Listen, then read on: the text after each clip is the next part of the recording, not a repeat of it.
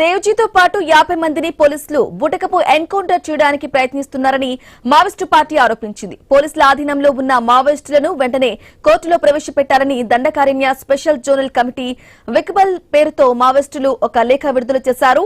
మారడుమిల్లిలో జరిగింది ఎన్కౌంటర్ కాదని, హిడ్మాతో పాటు మరో 12 మందిని పట్టుకుని హింసించి పోలీసులు హత్యలు చేశారని లేఖలు ఆరోపించారు. ఈ బూటకపు ఎన్కౌంటర్ కు నిరసనగా ఈ నెల 30న ఛత్తీస్గఢ్ బంద్ కు పిలుపునిచ్చారు.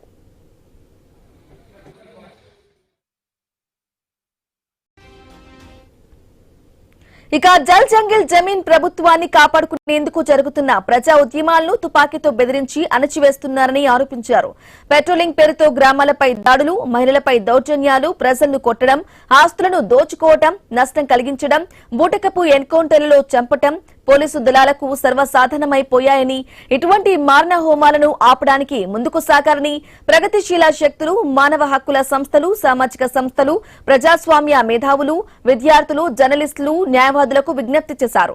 ఈ అణచివేతకు వ్యతిరేకంగా జరుగుతున్న ప్రజా ఉద్యమాలకు మద్దతు ఇవ్వాలని కోరారు.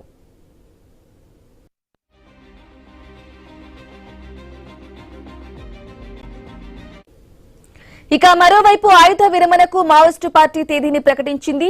జనవరి 1న సాయుధ కాల్పుల విరమణ చేస్తామని ఎంఎంసీ జోన్ ప్రతినిధి అనంత్ పేరుతో లేఖ విడుదల చేసింది. ఒక్కొక్కరు కాకుండా అందరూ కలిసి ఒకేసారి లొంగిపోవాలని నిర్ణయం తీసుకున్నట్లు లేఖలో స్పష్టం చేసింది. కమ్యూనికేషన్ కోసం ఓపెన్ ఫ్రీక్వెన్సీ నెంబర్ విడుదల చేసింది. ఇక అధిక ప్రాధాన్యత ఇచ్చే సర్కార్తో వెళ్తామని వెల్లడించింది. ఆయుధాలు వీడడం అంటే ప్రజలకు ద్రోహం చేయడం కాదని